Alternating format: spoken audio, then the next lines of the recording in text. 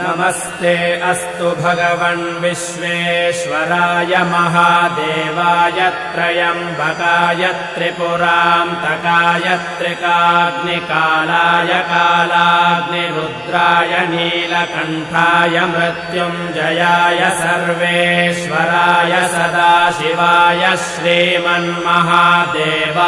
नमः।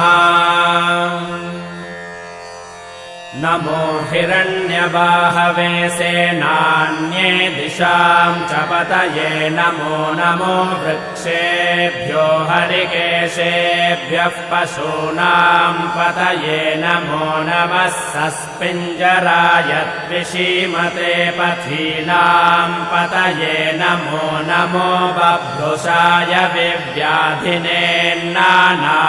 पतये नमो नमो हरिकेशाय योपवीति